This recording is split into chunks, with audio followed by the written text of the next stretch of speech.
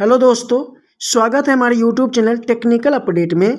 आज हम बात करने वाले हैं एसएससी जेईई 2023 के expected cut off and CBT 2 के कंप्लीट सिलेबस के बारे में। यदि मैं कट ऑफ पर चर्चा करूं तो पिछले साल का जो कट ऑफ रहा था मैक्सिमम गया था 124 के आसपास। जी हाँ, 123 पॉइंट समथिंग था, तो मैं इसको 124 राउंड ऑफ ले लेता हूं। इससे ज़्यादा किसी भी कैटेगरी किसी भी ब्रांच में कट ऑफ नहीं रखा गया था।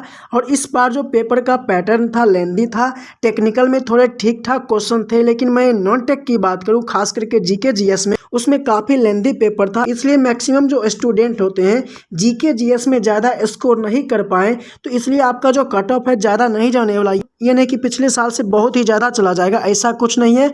आपका जो कट ऑफ का वेरिएशन रहने वाला है 90 से लेकर 120 मार्क्स। जी हाँ, इसी में आपका किसी भी कैटेगरी से है, किसी भी ब्रांच से फर्दर अप्रॉक्स में यहाँ पर सिमट जाएगा। इस कट ऑफ की गारंटी नहीं ले रहा, क्योंकि कोई भी सही कट ऑफ प्रिडिक्ट नहीं कर सकता, लेकिन अप्रॉक्स राउंड ऑफ इसी के आसपास रहने वाला है। जब आपका सीबीटी 1 का रिजल्ट आएगा तो फर्दर आप वहां पर देख लीजिए, इसी के आसपास में आपका कट ऑफ रहने वाला है। यदि आप सिविल ब्रांच से बिलोंग करते हो तो फर्दर यदि आपका 100 से लेकर 110 आ रहा है, यदि आप जनरल कैटेगरी से हैं तो फर्दर आप सीबीटी 2 का प्रिपरेशन कर सकते हैं। यदि आप SC ST P W OBC candidate हैं तो फर्दर आप 10 मार्क्स कम करके 90 से लेकर 100 अंक तक यहाँ पर रख सकते हैं। इतने के आसपास आपका कट ऑफ रहने वाला है। और यदि मैं इलेक्ट्रिकल और मैकेनिकल की बात करूँ तो उसका जो कट ऑफ रहने वाला है 110 से लेकर 120 के आसपास। जी हाँ, 110 से लेकर 120 के इसी के राउंड ऑफ में आपका जनरल का कट ऑफ रहने वाला है।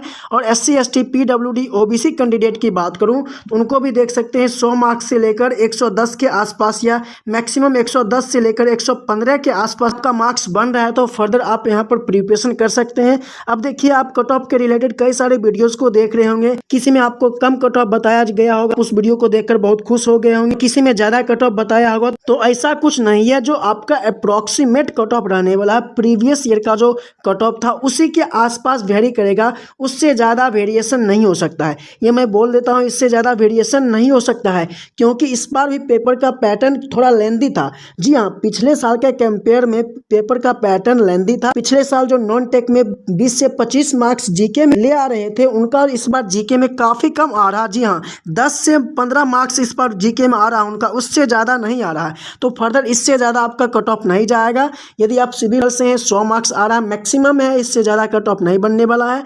यदि आप इलेक्ट्रिकल और मैकेनिकल हैं तो फर्दर 110 से लेकर 120 के आसपास रह सकते हैं। तो यहाँ पर सभी कुछ डिटेल से बाइफरकेट कर दिया गया है। मैं सिविल इंजीनियरिंग के सीबीटी 2 के सिलेबस की बात करें तो यहाँ पर देख सकते हैं डिटेल से मेंशन कर दिया गया है। तो पार्ट ए यहाँ पर रखा गया सिविल एंड स्ट्रक्चरल इंजीनियरिंग के लिए। देख सकते हैं यहाँ पर सबसे पहला आपका सब्जेक्ट जो रहने वाला है बिल्डिंग मटेरियल्स। यहाँ पर एक एक टॉपिक्स को डिटेल से मेंशन कर दिया गया है। इसी के आसपास आपका सिलेबस रहने वाला। जी हाँ, ज़्यादा वेरिएशन नहीं होता है, इसी के आसपास आपका सिलेबस रहने वाला देख सकते हैं। उसी प्रकार से एस्टिमेशन, कॉस्टिंग एंड वैल्यूएशन में देख सकते हैं। सर्वेइंग में आपका देख सकते हैं सॉइल मैकेनिक्स रहने वाला है। हाइड्रोलिक्स देख सकते हैं, irrigation engineering, transportation engineering, environment engineering, structural engineering, concrete technology, RCC design, सभी कुछ यहाँ पर मेंशन किया हुआ है। Steel design. तो अप्रॉक्सीमेट इसी के आसपास आपका सिलेबस है। आपको ज़्यादा किसी चीज़ को पढ़ने की आवश्यकता नहीं है। एक बार आप इस सिलेबस को पूरा एक एक लाइन थ्रू रीड कर लीजिए, तब आपको समझ में आ जाएगा कि हमें कौन सा टॉपिक पढ़ना है।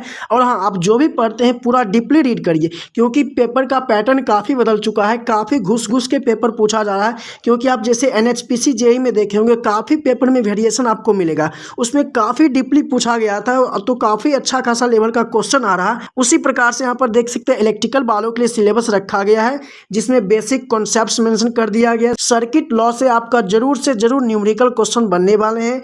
मैग्नेटिक सर्किट देख सकते हैं, एसी फंडामेंटल मेंशन किया हुआ है। उसी प्रकार से measurement and measuring instruments mention कर दिया गया है, इससे भी काफ़ी अच्छा खासा क्वेश्चन आता है।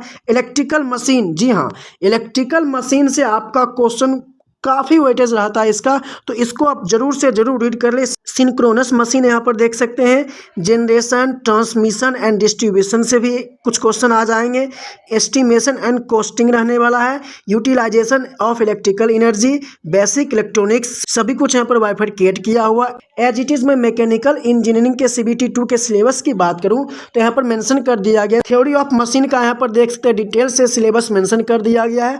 वही सब चीज़ है जो आप सीबीटी 1 में पढ़े थे, बस यहाँ पर अंतर क्या है कि आपको थोड़ा डीपली फोकस करना है और थोड़ा न्यूमेरिकल अप्रोच में फोकस करना है। जी हाँ, क्योंकि इसमें कैलकुलेटर अलाउड किया है, 2 घंटा समय दिया है 100 क्वेश्चन के लिए। तो आपका जो क्वेश्चन रहने वाला काफ़ी डीपली घुस के पूछा जाएगा। कैलकुलेटर आपको अलाउड है, इसका मतलब न्यूमेरिकल आएगा, वो स्वतंत्र है, कोई भी क्वेश्चन दे सकता है उसमें, वहाँ पर क्वेरी नहीं बोल सकते हैं। तो यहाँ पर देख सकते हैं इसी प्रकार से engineering mechanics and strength of materials का क्वेश्चन आने वाला है।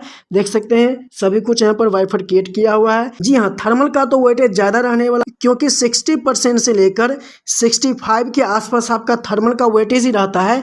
इसलिए आप ज़्यादा से ज़्यादा इन चीज़ों को फोकस करें, जैसे first law of thermodynamics, steady flow energy equation, enthalpy, entropy, PV, TS, HS diagram, सभी को आप डीपली बाइफरकेट करके रीड कर। Second law of thermodynamics, air standard cycles for IC engines, Rankine cycle of steam, fluid mechanics and machinery, और आपको boiler, nozzle, diffuser, जितने भी ये थर्मोडायनेमिक्स के एप्लीकेशन वाले डिवाइस होते हैं, इन सभी चीज़ों को आपको डिटेल से रीड करना है। जैसे आप देख रहे होंगे डीपली घुस घुस के क्वेश्चन पूछा जा रहा है बर्डन ट्यूब, प्रेशर गॉज के बारे में। और पिछले साल एक क्वेश्चन आया था कि स्प्रिंग लोडेड सेफ्टी वाल्व में कितने हेलिकल स्प्रिंग को यूज किया जाता है। जी हाँ, देख सकते हैं कितना डीप में क्वेश्चन पूछ दिया गया। CBT 1 का यह क्वेश्चन है, तो ये भी क्वेश्चन आ रहा है, तो आपको सारे डिवाइसेस को डीपली रीड करना है। Fluid mechanics and machinery mention कर दिया गया, हाइड्रोलिक्स भी मेंशन कर दिया गया, तो सभी कुछ को आपको turbine, centrifugal pump, reciprocating pump, सभी को आपको डिटेल से रीड करना है। पर देख सकते हैं प्रोडक्शन का आपका सिलेबस मेंशन कर दिया गया है, जिसमें प्रोडक्शन एंड मटेरियल इंजीनियरिंग रखा गया है, तो काफी अच्छा खासा यहाँ सिलेबस है। तो यदि आप CBT 2 का प्रिपरेशन कर रहे हैं, काफी अच्छे खासे अप्रोच वे में करिए। यदि आपको किसी प्रकार का क्वेरी होता है तो फर्दर आप कमेंट में डाल के पूछ सकते हैं।